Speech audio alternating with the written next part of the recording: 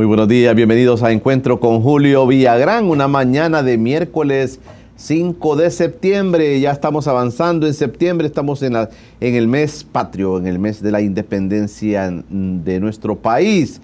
Me acompaña ya en el estudio el presbítero y doctor en teología Juan Vicente Chopín Portillo. Es nuestro invitado esta mañana, que está conmigo para poder hablar un poco de Romero, para poder hablar un poco sobre el libro que él ha escrito en su segunda edición, y también para darnos las noticias de la Universidad Don Bosco. Él es el coordinador del doctorado de teología de la Universidad Don Bosco. Está conmigo para poder platicar. Es originario de San Vicente, trabaja en San Vicente, pero también está en la Universidad Don Bosco, y la Universidad Don Bosco también es amiga nuestra, así es que estamos con nosotros también el padre Chopín, que está conmigo para poder platicar esto. Padre, gracias por aceptar esta invitación. Buenos días. Sí, mucho gusto. Un placer de compartir en esta entrevista con usted, Julio.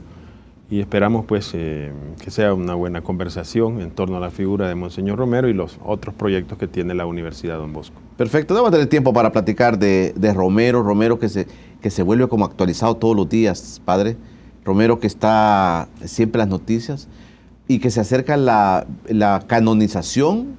La Iglesia Católica lo declara santo el 14 de octubre próximo y está generando mucha polémica, como siempre, Monseñor Romero. Pero de eso vamos a hablar con el padre Chopín esta mañana de día miércoles. Quédese con nosotros. Recuerde que también estamos a través de Facebook Live, estamos también en nuestro streaming tvx.com.sb. Esa es nuestra propuesta para esta mañana. Ya regresamos.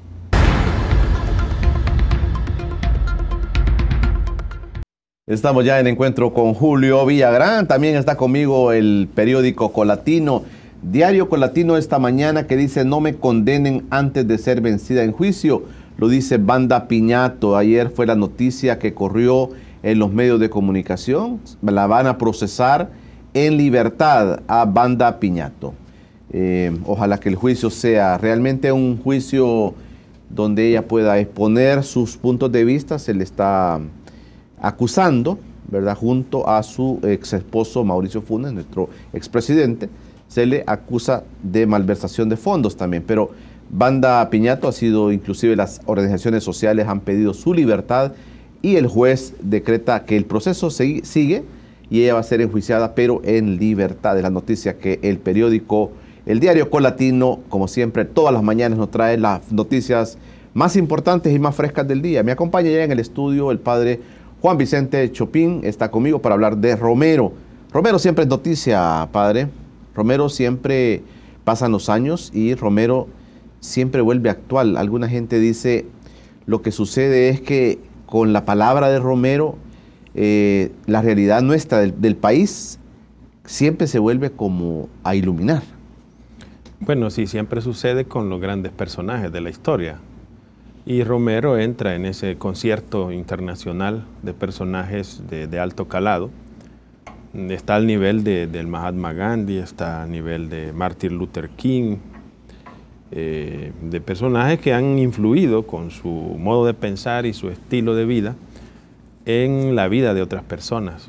Y esto corresponde también con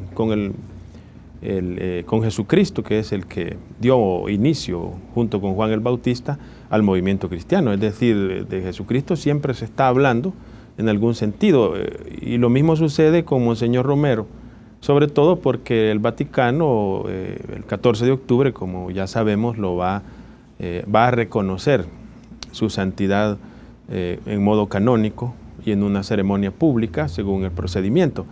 Entonces, Romero ilumina la realidad salvadoreña, y también hay que resaltar que, como todo personaje de alto calado, se constituye como un ideal. Es decir, hay muchas personas, miles de personas en el mundo, en El Salvador y más allá del Salvador, que reconocen en él un ejemplo, ¿verdad? Yo mismo pues soy admirador de él, como muchos aquí, y vemos en él el ideal de salvadoreño que quisiéramos que fuéramos todos. Es decir, evidentemente no se puede en la realidad, pero el ideal es ese. Es decir, Monseñor Romero nos interpela a nosotros a que seamos mejores de lo que estamos siendo actualmente, que persigamos un ideal de perfección, así como Jesucristo decía: sean perfectos como mi Padre Celestial es perfecto. Evidentemente el ideal es muy alto, pero no podemos nosotros decir que no es posible en El Salvador ser una persona correcta, porque ya hay uno entre nosotros que sí lo ha sido, y ese es Monseñor Romero. Hay una de las cualidades que a mí siempre me llama la atención, Padre Chopin, y es el tema de la coherencia de su discurso, y él cómo va evolucionando también en su apego, digamos, a los pobres, en su apego al pueblo, a las demandas del pueblo. Nuestro país todos los días nos podemos ver en las noticias, cómo los políticos, por ejemplo, son incoherentes con el tema de lo que dicen y lo que realmente están deseando. El tema de la corrupción, el tema del fracaso de cuando llegan a los puestos a tener poder. Monseñor Romero ilustra mucho el tema de la coherencia, ser coherentes con lo que se está diciendo y con lo que también se está haciendo, digamos, en nuestro país. Sí, es una cuestión ética, es decir, el hecho de ser responsable en una función específica, en una institución o en un cargo específico, debería ser consecuencia de un ethos, decimos nosotros, de un planteamiento ético. Ni siquiera es de fe, sino que primero es ético, es una condición humana responsable. En este caso, la figura de Monseñor Romero inevitablemente va a contrastar con todas aquellas actitudes que son irresponsables, incluso al interno de la iglesia, por supuesto, ¿verdad? Porque lo primero hay que decirlo, que los errores también la iglesia los comete a su interno, como lo podemos ver en distintas situaciones. Pero en este caso, Monseñor Romero se convierte en un principio dialéctico, si queremos nosotros, que interpela, como decíamos en la pregunta anterior, nuestro modo de comportamiento. Por ejemplo, vamos a poner un ejemplo, es decir, hay que elegir magistrados para la sala de lo constitucional. ¿Y qué es lo que argumentan algunos de los políticos? Dicen que es un tema muy escabroso, muy puntilloso, que es muy difícil ponerse de acuerdo. Pero es que eso tiene un tiempo perentorio y no pueden tener a todo el país un mes, 2 meses, 3 meses sin esa sala. Ellos sabían cuándo perfectamente el tiempo caducaba. Entonces, una persona responsable no se pone 2 días antes de esa fecha perentoria a intentar ponerse de acuerdo. Tiene que ponerse de acuerdo 6 meses antes, 3 meses antes, para que llegada la fecha eso se resuelva. Entonces, ahí tiene usted un ejemplo claro. Es decir, una persona responsable no se va a justificar de frente a los medios de comunicación diciendo que es un tema difícil. No, debe hacerlo y debe hacerlo, es decir, en los tiempos establecidos, porque si no lo hace, esa clase política está mandando un mensaje a las nuevas generaciones, a los niños y a las demás personas diciendo, no, en este país podemos ser irresponsables y no pasa nada. Aquí nadie dice nada. Entonces, ese no es el caso de Monseñor Romero. Monseñor Romero, además de ser obispo, es una persona correcta. Y eso es bien importante para una ética de la responsabilidad en El Salvador.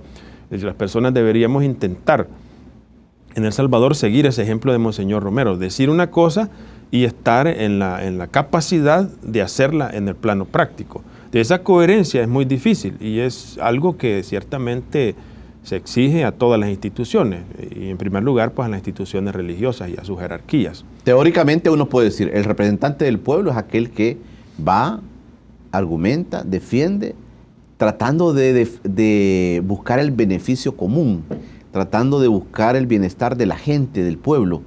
En el caso de los diputados, como usted pone un caso nada más, digamos, de las cosas que uno puede decir, ¿qué está en juego ahí? Algunos dicen, están repartiéndose, ahí, ahorita es la piñata, lo único que no se ponen de acuerdo quién se va a tirar primero a recoger los dulces, ¿verdad? Pero en realidad esto, Monseñor Romero también viene y se apega a un pueblo sufriente en su momento, en su coyuntura, pero mucha gente dice, esa presencia de él sigue acompañando a un pueblo que sigue teniendo los mismos problemas, padre, que sigue teniendo las mismas inquietudes de hace 38 años o más. Sí, porque en el proceso histórico nosotros no estamos en el paraíso aquí, es decir, esta es la historia y por consiguiente tenemos que hacer las cuentas con los problemas específicos y concretos que hay que ir superando. En el caso de Monseñor Romero lo que nosotros tenemos es la prueba fehaciente de que sí es posible ser correcto. Ahora, que las personas o los que estamos todavía aquí en la historia no seamos capaces de serlo es otra cosa, pero no podemos decir en El Salvador no es posible ser serio, ser correcto, porque hay una persona en este caso Monseñor Romero y muchas otras, por supuesto, pero en este caso es una figura pública, una figura religiosa pública, como el caso de Monseñor Romero, que sí nos interpela y nos dice, sí, miren, es posible. Entonces hay que hacer el esfuerzo de lograr ser más responsables en nuestro comportamiento. Y lo que usted mencionaba, es una de las características básicas de Monseñor Romero, probablemente la más importante, que él no hace uso de su condición de obispo para vanagloriarse él como persona o para utilizar su puesto religioso en la jerarquía para obtener beneficios económicos, como podría hacerlo otras personas en su misma condición, sino que lo ha hecho poniendo su estatus de obispo, de alto jerarca, al servicio del pueblo, y ha sufrido las consecuencias de estar de la parte del pueblo, así como Jesucristo, pues, ¿verdad? Que por estar defendiendo al pueblo, pues son amenazados de muerte y finalmente asesinados. Este es el caso de Monseñor Romero. Entonces, eso va a contrastar con todas aquellas formas directivas, de cargos directivos que en lugar de estar al servicio del pueblo, están sirviéndose del pueblo. Eso genera pues una dialéctica. Entonces nosotros tenemos que tomar una opción y tenemos que tomar conciencia. Por eso Monseñor Romero hablaba de cambiar las estructuras de raíz, decía él. En sus discursos, cuando nosotros leemos sus homilías y sus discursos, él hablaba de la necesidad de una conversión a Dios permanente y de la necesidad de una transformación de las estructuras caducas que ya no funcionan, porque hay estructuras que son obsoletas que por más pues que se les ponga barniz o intente maquillarlas desde el punto de vista mediático, al final resultan ser responsables de actos criminales, y esto viene en descrédito de las instituciones. Hay una manipulación todavía en el caso de Romero, padre. Hay políticos que manipulan la figura, unos lo usan para su beneficio, lo presentan como su guía, lo presentan como la persona, el ideal del que usted hablaba, pero al final desdice mucho su accionar de lo que Monseñor Romero pueda representar en sus vidas o en la vida del país. ¿Hay personas que están manipulando la figura de Monseñor Romero? Hoy menos, fíjese, antes del proceso canónico, cuando la Iglesia Católica, y esto hay que decirlo, había dejado un poco de lado la figura de Monseñor Romero, ciertamente se manipuló mucho. En este caso hay liderazgos, bueno, de la izquierda, por ejemplo, que se plantearon hacer una gestión gubernamental o estatal inspirados en la figura de Monseñor Romero. Y decir esa cosa en público es muy arriesgado, porque como el ideal, la figura de Monseñor Romero es muy exigente, puede revertirse. A la hora de hacer cuentas, finalizada la gestión de algún presidente, lo que queda en evidencia es que no estuvo ni al 25% del ideal que se planteó. Pero nosotros entendemos que cuando lo dijo, yo esperaría que haya sido una cosa sincera de quien lo dijo, ¿verdad? Se suponía pues que se iba a estar a ese nivel. Al final la historia hace cuentas con uno, claro. Y ya la discusión termina.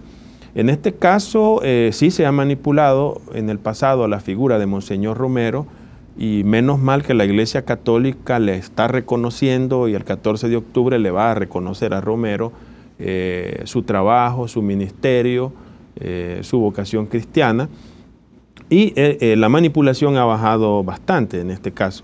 Pero de ahora en adelante pues se requiere no solo la mención del nombre de Monseñor Romero para obtener unos beneficios políticos o ideológicos, sino que también se necesita una aplicación de su pensamiento. Es decir, que no solo se admire, ni siquiera tener devoción solamente o una admiración en términos generales, sino que se tenga la capacidad de aplicar en la vida personal, institucional y social el ejemplo que él nos ha dejado. Hay un tema que es importante ver, es el tema de los pobres, cómo uno puede decir yo acompaño a los pobres, yo estoy a favor de los pobres, mi trabajo va a ser en favor de los pobres. Una cosa es decirlo y otra cosa es hacerlo, como usted está diciendo.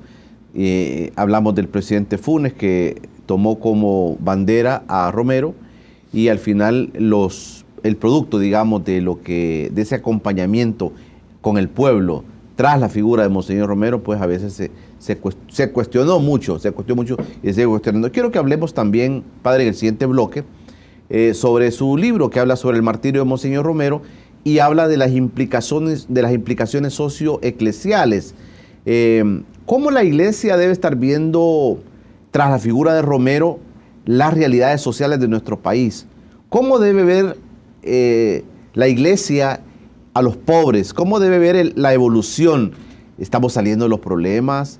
¿Cómo iluminar? A veces la gente dice, bueno, la iglesia no se pronunciaba ni a favor del agua. O sea, ¿cómo puede pasar esto en los tiempos si se dice esta iglesia católica es acompañada por la figura del próximo santo de la iglesia, perdón, ya es santo, Monseñor Romero? Vamos a ir platicando con el padre Juan Vicente Chopin, nuestro invitado de esta mañana de día miércoles. Recuerde que usted puede accesar rápidamente a nuestra señal en vivo y en directo a través de Facebook Live y también a través de nuestro streaming tvx.com.sb. Ya regresamos. Estamos de regreso en Encuentro con Julio Villagrán. Tengo en mis manos este interesante libro, Teología del Martirio Cristiano, las implicaciones socioeclesiales. Es un libro del padre Juan Vicente Chopin. ¿Dónde podemos encontrar este libro, padre?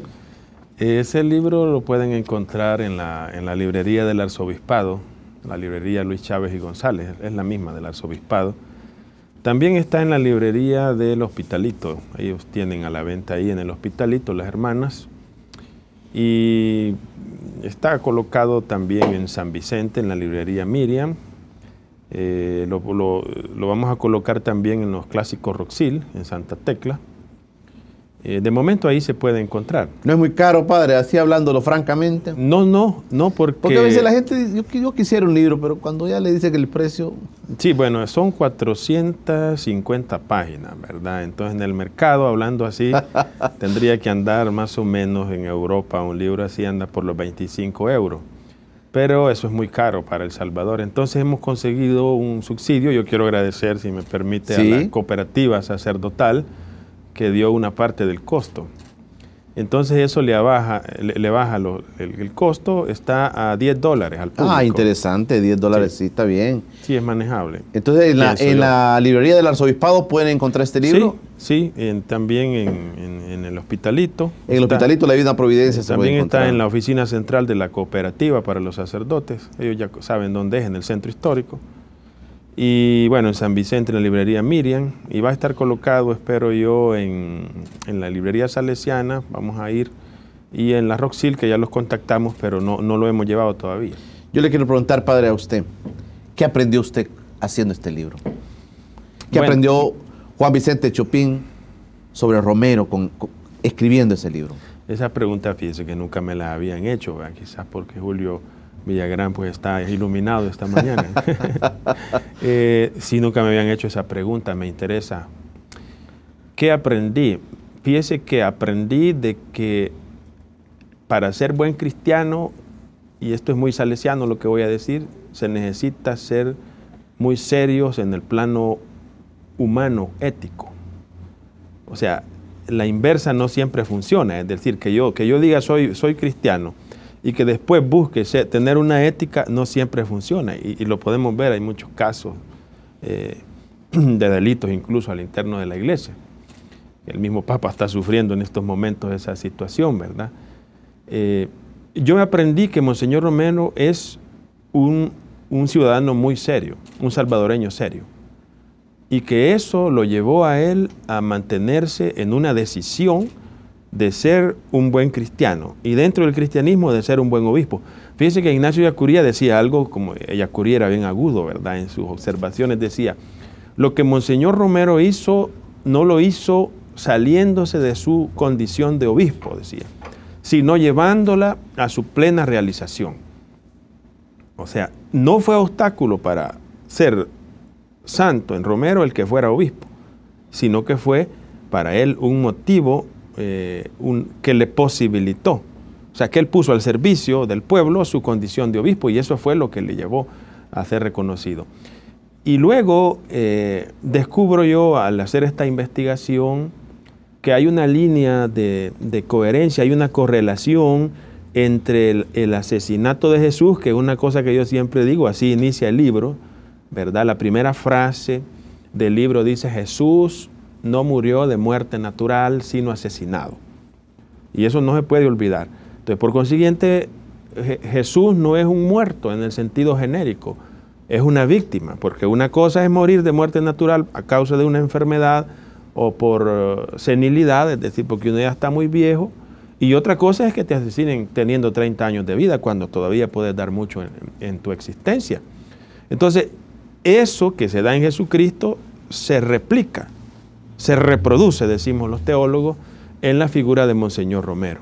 Es decir, él tampoco muere de muerte natural, sino también asesinado por una causa justa y por el amor que él entregó en esa causa. Entonces, eso es lo que yo aprendí. He aprendido que para ser buen cristiano hay que ser un auténtico ciudadano, una persona con una ética de la responsabilidad. Porque muchos hablan de que Monseñor Romero se convirtió, por ejemplo. Pero yo, haciendo las investigaciones de las fuentes primarias, cuando él es sacerdote en San Miguel, yo noto que no es que él haya cambiado así radicalmente, que hubieron unos acontecimientos que le hicieron a él tomar más conciencia de su condición cristiana, habida cuenta de que la conversión es permanente en una comprensión adecuada de ese tema al interno de la institución cristiana en general.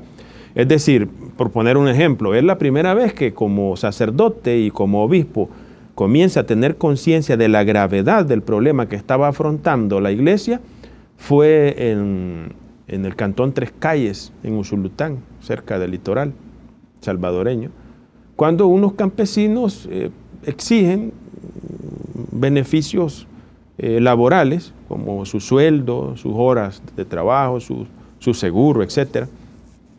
Y la respuesta que le da el aparato represivo de la época, la Guardia Nacional en este caso, es asesinarlos. Los asesinan pues a machetazos. Y Monseñor Romero se hace, siendo obispo de Santiago de María, se hace presente en la escena del crimen en horas de la madrugada o en la noche madrugada, como cuentan los pobladores de la zona.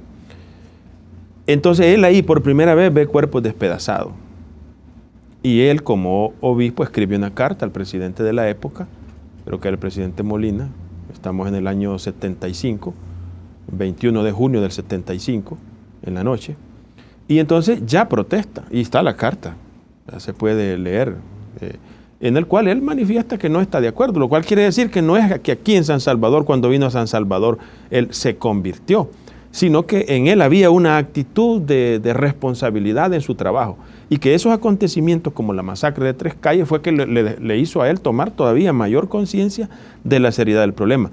Por supuesto que cuando asesinan a Rutilio Grande, que es su amigo, como si usted tiene un amigo y se lo asesinan, usted tiene que dilucidar si ese asesinato es explicable o es irracional en algún sentido. Entonces Monseñor Romero, cuando él es ordenado obispo auxiliar, el que es ceremoniero, o sea, el maestro de ceremonias en la liturgia, es Rutilio Grande, y eso solo a un amigo se le concede. Mira, ayúdame, me van a ordenar obispo, quiero que vos te encargues de la liturgia. Y lo hizo Rutilio Grande. Entonces, cuando asesinan a Rutilio Grande, esto sí es el acabose. Dice, no es posible que estos señores me estén diciendo que están combatiendo el comunismo y me estén matando a mis sacerdotes. Entonces, él ahí sí reacciona y empieza a hacer gestos proféticos. Los gestos proféticos... Bueno, pero se le acusa a él también de comunista. Se le acusa a él de que se ve infiltrado por ideologías. Se le acusa a Romero de estar colaborando con la misma guerrilla, padre, en su momento. Correcto, pero no es a él al primero que acusan de eso, que es una cosa que se tiene que aclarar científicamente con las fuentes primarias. El primero que fue acusado de ser comunista fue Luis Chávez y González, el anterior a él. Claro. Fíjese que hay una cosa que se ha investigado poco, aunque creo que ya hay algunos trabajos en curso. El autor intelectual, o sea, el artífice del movimiento social salvadoreño al interno de la Iglesia Católica es Luis Chávez y González. Él es el genio de la aplicación de la doctrina social de la Iglesia en El Salvador. Yo le dedico una buena parte en ese libro a explicar eso, y otra parte bastante amplia a la parte ideológica que usted está mencionando, que ese es el punto de la discordia en El Salvador. Luis Chávez y González, que en su momento creó una cooperativa de taxistas, que en su momento creó varias fuentes que eran novedosas para los salvadoreños en cuanto a cuestiones de empleo. Sí, es una figura fascinante. Luis Chávez y González es una figura fascinante. poco estudiada. Pero él tiene cantidad de aspectos. Él gestionó el monumento al Salvador del Mundo, que era un mausoleo de un expresidente, ¿verdad? Y él lo gestionó, él creó esas cooperativas, él organizó los campesinos, trajo gente de fuera del país y designó a algunos sacerdotes para que en Suchitoto, en La Libertad, empezaran a organizar los campesinos. O sea, él se tomó en serio, Luis Chávez y González se tomó muy en serio eso que nosotros llamamos la doctrina social de la iglesia. Y era tan serio que él no era un tipo dado a hablar mucho, sino que era dado a ser muy efectivo a la hora de la operatividad. Cuando Monseñor Romero llegó a San Salvador como arzobispo, incluso se pensaba que él, con su talante así, pues un poco tradicional, porque andaba con su sotana negra, Monseñor Romero, se creía que la elección de Monseñor Romero iba a detener el impulso que le había dado Luis Chávez y González a San Salvador. Pero aquí retornamos al argumento anterior, es decir, Monseñor Romero en un talante ético dice: yo no puedo ir contra una corriente tan beneficiosa como la que ha promovido Luis Chávez y González. Entonces él lo que hace es sumarse a ese esfuerzo, Monseñor Romero. Y en él se culmina el proceso, en Monseñor Romero. En unos momentos se le ve a Romero, al inicio de su gestión como arzobispo, se le ve muy pegado a los poderes. Se le ve, hay fotografías tomándose el café con los presidentes, con su familia, y la gente dice, a partir de ese inicio de historia, dice, es aquí donde él estaba como acomodado a eso, pero luego vienen todos los acontecimientos que dicen que algunos lo cambian. Pero fíjese que nosotros estamos estudiando eso, y yo en las investigaciones que he hecho, estamos hablando de unas 2000 fotografías de periódicos. Es al inicio, cuando él viene aquí a San Salvador, el Diario de Hoy, pues normalmente un rotativo principal de la capital va a transmitir la noticia, pues una noticia de esa envergadura con normalidad, ¿verdad? Entonces en la primera plana, en la madera del Diario de Hoy, cuando él es nombrado arzobispo, aparece, están las fotografías, ¿verdad? Pero ya después esto cambia, y como salen ataques de los escuadrones de la muerte y de estos grupos paramilitares que se firmaban como señoras católicas, no sé qué, ¿verdad? Eso hay cantidad de espacios pagados, sí. Que un día vamos a hacer una investigación exhaustiva de esa cuestión y lo vamos a publicar. ¿Quién estaba detrás de todo eso? Claro, eran fantasmas, es decir, eran los troles de la época. Eran los troles de esa época. De la época, que eran impresos, ¿verdad? Entonces, al inicio sí, pero hay una tesis ahí que yo la he planteado en otro texto que recién ha salido, pero ya está agotado, el padre Romero. Es sobre el padre Romero, cuando Romero era sacerdote en San Miguel. Ahí yo tengo un artículo y en el cual planteo algunas tesis, menciono solo dos, y la que tiene que ver con esto que estamos hablando. Cuando él era sacerdote, en el año, después del 44, más o menos en torno al año 50, 1950, cuando hay un intento de reforma en una línea liberal de la educación, él ataca a los masones, a la masonería. Entonces, yo sostengo como tesis que el conflicto que el padre Romero, no Monseñor Romero, cuando él era sacerdote, mantiene con la masonería, se va a mantener en toda su vida como obispo. Y que es ese conflicto con la masonería el que lo va a llevar a un punto en el cual tiene que ser asesinado por esa ala masónica del Salvador, pero estoy refiriéndome más que todo a esa ala oligárquica que es beligerante y que es criminal. Porque el expediente, yo cito eso ahí en el libro, el expediente Vaticano no solo responsabiliza a Roberto D'Aubuisson como el autor intelectual del asesinato de Monseñor Romero. El expediente Vaticano lo que dice es que la responsabilidad intelectual está en la oligarquía salvadoreña y que fueron ellos los que armaron, o sea, los que financiaron al mayor Roberto D'Aubuisson para que ejecutara la logística del asesinato. Y luego menciona a otras personas. Le vamos a poner una pausa. Sí. Me interesa ese tema. Al regresar lo vamos a retomar porque el mismo candidato de Arena, Carlos Calleja, está diciendo, mire, son especulaciones eso que están diciendo, son rumores, eso no está documentado. un candidato presidente de la República dice estas cosas. Quiero que usted me ayude a entender esto que usted me está explicando, quién financia, qué dice el Vaticano sobre esto, porque la Comisión de la Verdad también dio un informe, pero el mismo candidato presidencial del partido Arena, Carlos Calleja, no quiere asumir esta responsabilidad que se le atribuye a Roberto Dauizón, y usted está ampliando un poquito más el panorama.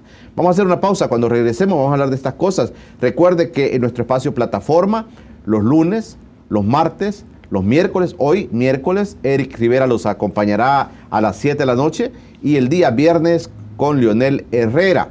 Son nuestras propuestas para el espacio de Plataforma, a las 7 de la noche todos los días. También queremos sugerirle que si usted o sus parientes fuera del país o en el país quieren estar al tanto de Plataforma, nuestros espacios de TVX, como Encuentro con Julio Villagrán, debe suscribirse a nuestro canal de YouTube Informa TVX. Ahí va a tener todos los programas que aquí estamos realizando. Ya regresamos. Estamos de regreso en nuestro espacio de Encuentro con Julio Villagrán. Esta mañana de miércoles me acompaña una persona muy interesante, un sacerdote, doctor en teología, el padre Juan Vicente Chopin está conmigo para hablar de Romero. Ha escrito un libro sobre la teología del martirio cristiano y las implicaciones socio-eclesiales. Y el padre nos está contando un poquito de la vida de Romero, y hemos llegado al tema de quién asesinó a Romero. Se dice, es que Romero se metió a política y ese es el resultado. Pero ¿quién lo mató? ¿Quién creó? ¿Quién diseñó? ¿Y por qué mataron a Romero en el país? Padre. Bueno, hay que aclarar una cosa de inmediato antes de hacer afirmaciones sobre el asesinato de Monseñor Romero o el martirio de Monseñor Romero, según se lea. Bueno, lo primero que no hay que olvidar, y eso hay que mantenerlo firme en una discusión de este tipo, es lo que ya dije. Jesucristo fue asesinado, no murió de muerte natural. Claro. Eso hay que mantenerlo firme, porque si no las personas desligan el hecho fundante, es decir, la muerte de Jesús, con la muerte de los cristianos en el presente. Lo separan como si no tuviera nada que ver y empiezan a hacer acusaciones de que era comunista, de que era guerrillero, etc. Pero si es que a Jesucristo también lo acusaron de ser un disidente, un revoltoso, que pretendía destruir el templo, que estaba organizando un movimiento para desestabilizar la religión de su época. Estoy hablando de Jesucristo, no de Romero. Entonces, hay una correlación. Si a Jesucristo, quienes organizan el asesinato de Jesucristo no son los romanos lo ejecutan, pero a instancias de la autoridad religiosa de la época, es decir, sumos sacerdotes, escribas, fariseos y ancianos del pueblo hacen un complot para asesinar a Jesucristo. E incluso pagan a personas que les digan dónde está, en qué momento lo pueden capturar, le hacen un juicio sumario y al final ellos hipócritamente lo trasladan. Como ellos no podían, según su pureza de religión, asesinar a Jesucristo, lo trasladan al poder romano. Y el poder romano todavía pregunta, ¿y este hombre qué ha hecho? ¿Por qué tenemos nosotros que enjuiciarlo? ¿Verdad? ¿A quién quieren que le suelte? ¿A Barrabás o a Jesús? Y la gente dice a Barrabás a instancias de los jefes de la religión que han pagado a esa gente para que responda así. Entonces, ese es el hecho fundante que se repite en Romero. ¿Cómo se repite en Romero? Sí, porque los autores intelectuales del asesinato de Monseñor Romero se declaran católicos, cristianos. Y aquí hay mucho que discutir si esas personas son o no son cristianos, porque ¿cómo puede ser cristiano una persona que organiza el asesinato, o católico y organiza el asesinato de un arzobispo que es una autoridad de la Iglesia Católica? Eso hay que aclararlo, y los responsables del asesinato de Monseñor Romero deben aclararlo, porque la historia se lo está exigiendo en este momento, y no le deben dar la espalda, no deben dar un giro así, irse por la tangente o negarlo, mucho menos negarlo, porque eso es peor, es como echarle gasolina al fuego intentando apagarlo. ¿Quién creó esto, padre? ¿Quién ideó esto? No, pues que es que aquí, vaya, es fácil probarlo en este país, es decir, una parte de la oligarquía, hay que hablar con precisión lo más que se pueda, la parte recalcitrante de la oligarquía salvadoreña, la parte primitiva de esta de esto que normalmente se llama oligarquía, aunque ahora son poderes, grupos empresariales, más allá que una oligarquía, es una cosa más compleja. Ellos acusan a Monseñor Romero de ser comunista y de estar contaminando la Iglesia Católica del marxismo. ¿Y ellos cómo difunden eso? ¿Y cómo sabemos que son ellos? Porque eso aparecía en los periódicos de ellos. El Diario de Hoy, La Prensa, los periódicos de la época. ¿Y de quién son esos periódicos? Son de la oligarquía en ese momento. Entonces ellos están interesados en difundir un rumor, ese sí, es un rumor, de que Monseñor Romero es comunista y es marxista. Entonces ellos, aquí está el problema ideológico, en su autocomprensión del cristianismo que ellos tienen, del catolicismo, dicen, nosotros encarnamos un catolicismo auténtico. Y ese arzobispo encarna o representa un catolicismo contaminado. Y nosotros al asesinarlo le estamos haciendo un favor a la Iglesia Católica en cuanto que le estamos quitando ese elemento contaminante que se llama Óscar Arnulfo Romero. Ese es un error ideológico, pero coherente en una visión recalcitrante y homicida. Es coherente. En este sentido, ¿quién es el que va a establecer al interno de la institución católica quién es un auténtico o no auténtico católico o cristiano? Eso lo va a establecer en primer lugar el pueblo, que son los que han proclamado santo a Monseñor Romero en primera instancia. Y también lo puede hacer la jerarquía, que tiene las potestades según los estatutos de la Iglesia Católica.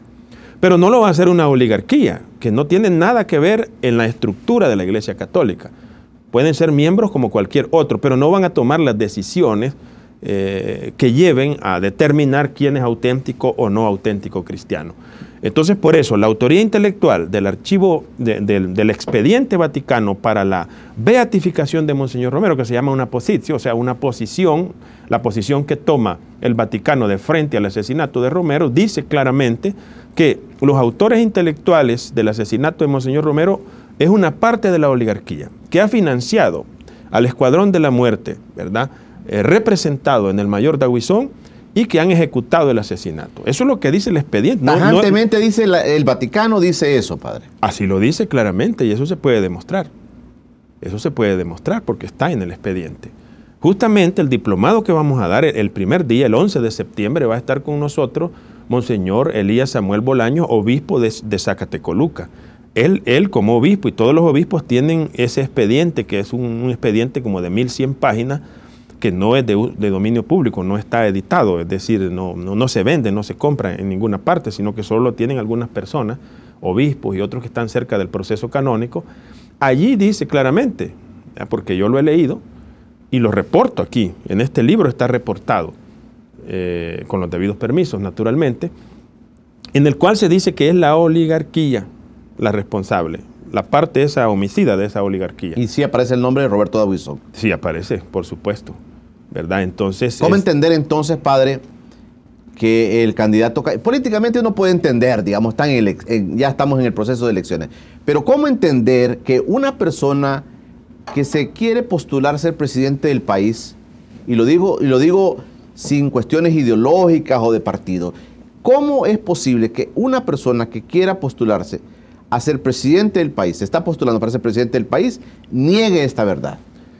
Sí, pero eso es comprensible, pienso yo, humanamente hablando, pero requiere una explicación. Por supuesto que hay un estigma sobre Roberto D'Aguizón, que es, digamos, la figura líder del Partido Arena. Pero eso es una cosa natural, ellos tienen su líder y lo quieren, ¿no? Como otros van a respetar a Farabundo Martí, etcétera. Claro. Tienen derecho a hacerlo. Lo que no puede ser es que vayas en contra de los hechos de la realidad o en contra del juicio de la historia, porque esa misma historia te lo va a echar en cara.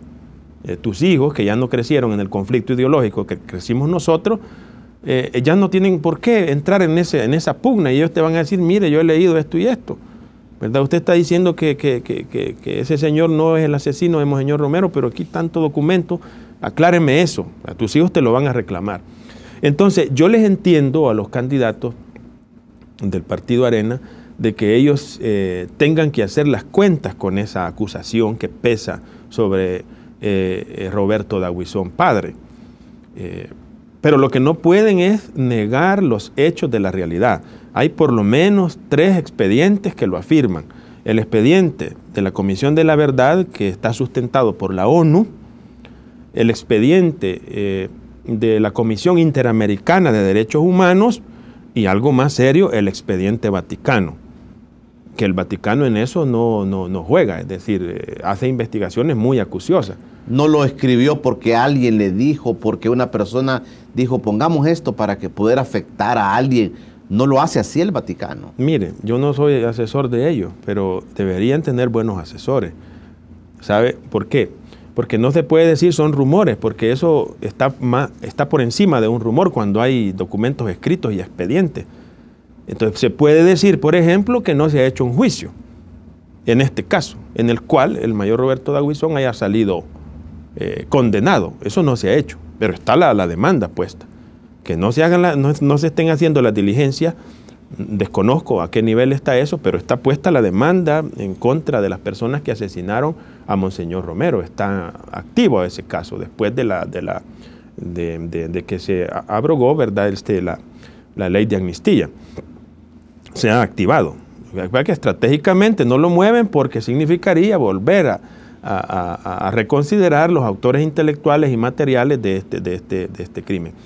Yo explico ahí en este libro que en El Salvador es necesario, como decía Ignacio Yacurí, un proceso de desideologización, decía él. No es que uno renuncie a su ideología, pero sí es necesario salirse de los puntos de vista irracionales que no se sustentan en la realidad.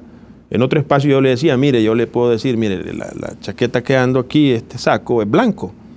Si usted está viendo que es oscuro, no me puede decir que es blanco. Entonces, en este sentido hay que ser coherente, es decir, un partido político es una institución histórica, humana, que está sujeta a la reforma, que está necesitado de transformarse.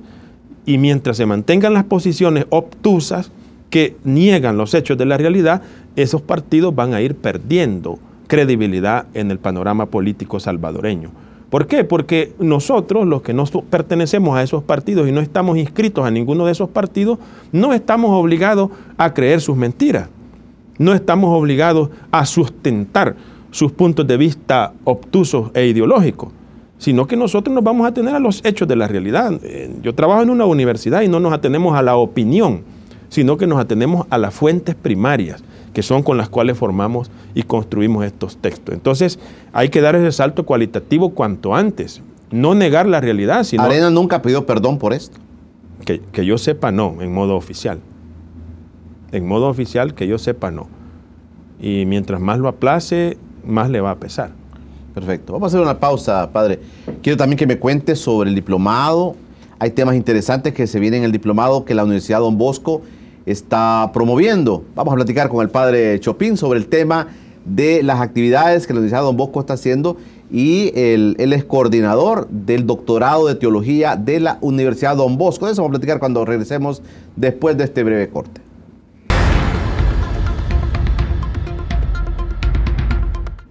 Un saludo muy especial para todos los oyentes de Radio La Clave 92.1 FM, que todos los días también pueden escuchar esta entrevista de encuentro con Julio Villagrán, y también el fin de semana Radio La Clave está transmitiendo Plataforma. 2 espacios de Plataforma están siendo transmitidos también por Radio La Clave. Un saludo muy especial para todos los oyentes de esta radio amiga. Platicamos con el padre Juan Vicente Chopin esta mañana, es el coordinador del doctorado de teología de la Universidad Don Bosco. Padre, los cristianos católicos que comulgan, digamos, en el caso con el partido Arena, muchas veces se ven enfrascados en un gran dilema.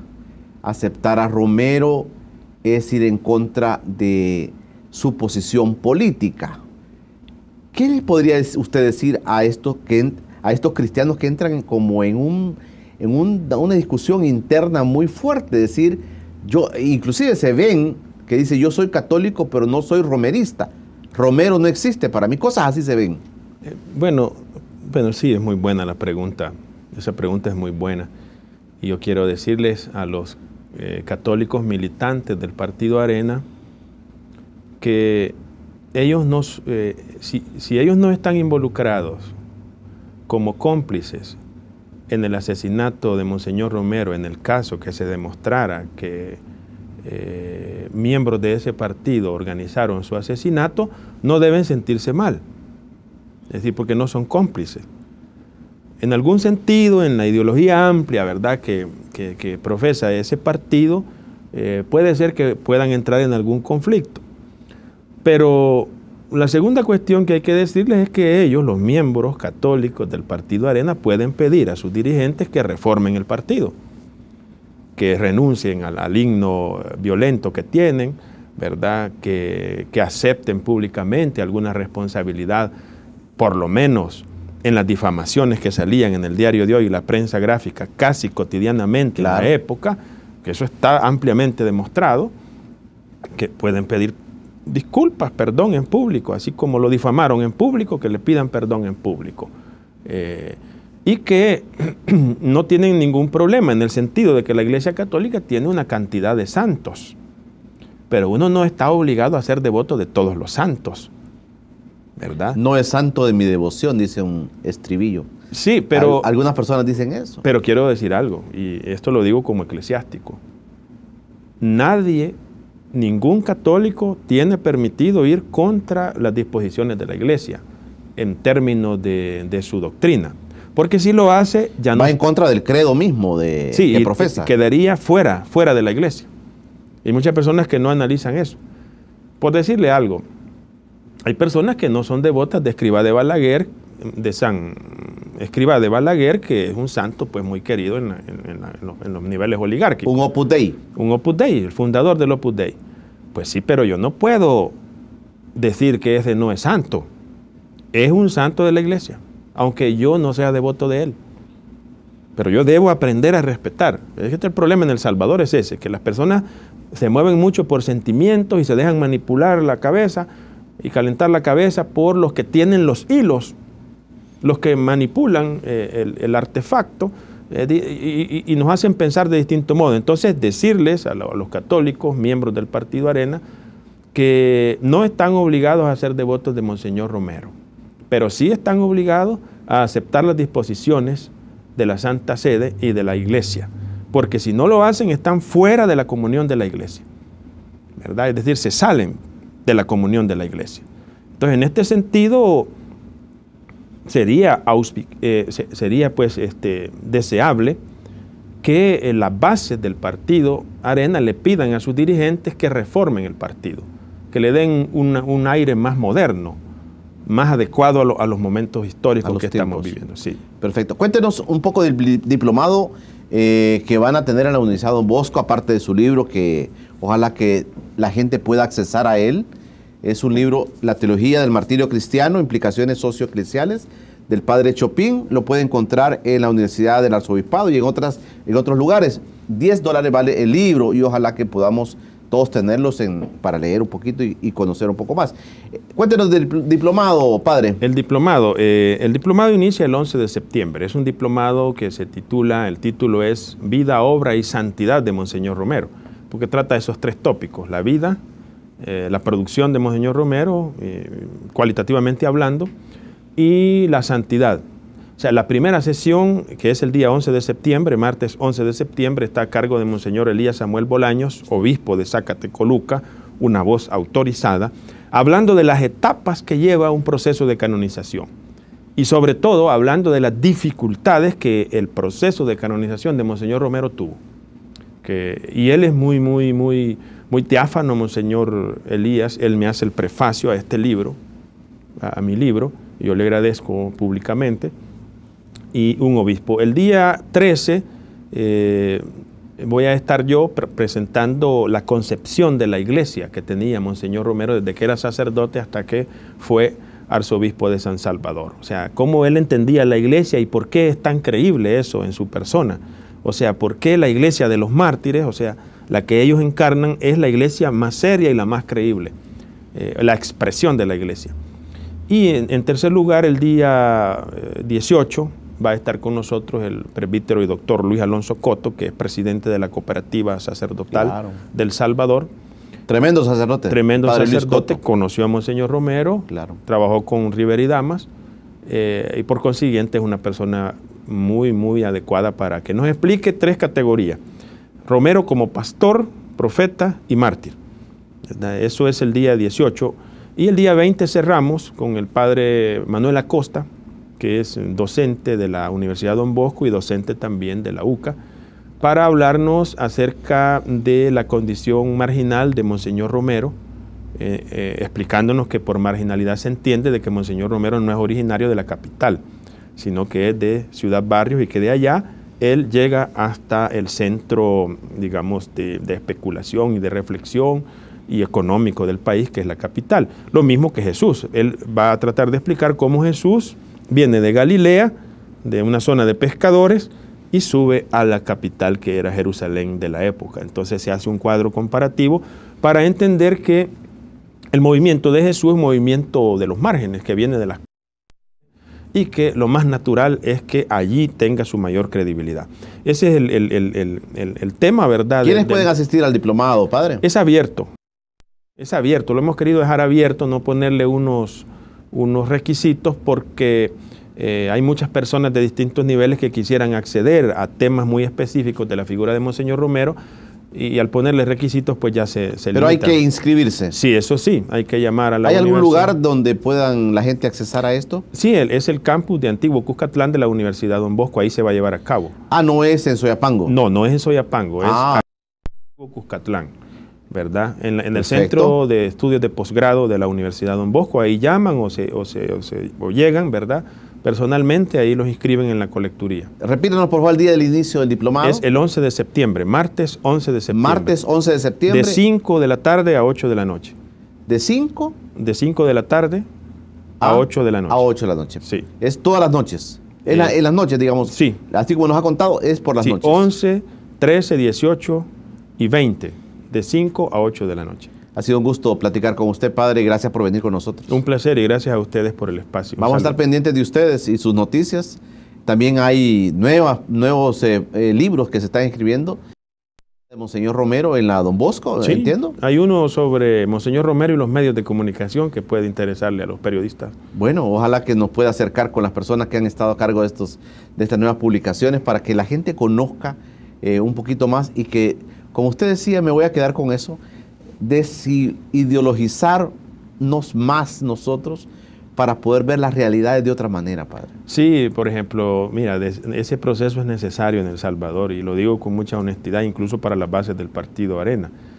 El Salvador no es la tumba de los rojos, ¿verdad? Sino que es el país donde deben vivir tranquilamente y en paz los rojos, los azules, los verdes y los celestes también. O sea, de aquí nadie debe matar a otro para vivir en paz. Y los celestes también ya. Sí, por supuesto. Hay que agregarlos a la lista. Ahora sí. Ahora sí, padre, gracias por estar con nosotros. Ha sido un gusto poder platicar con el padre Juan Vicente Chopin sobre Romero y otras implicaciones sociales. Esa ha sido la propuesta para este día. Mañana los esperamos siempre a las 7 de la mañana con una nueva propuesta. Por hoy, pasen todos un feliz día.